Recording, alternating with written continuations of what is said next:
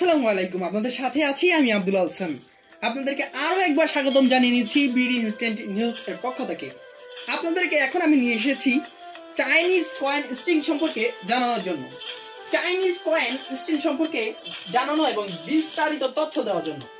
আসলে এটি কোন দশকে কোন শতকে আবিষ্কৃত হয়েছে, এটি কিভাবে কি করা হচ্ছে, আর বর্তমান যুগের পরিস্থিতি।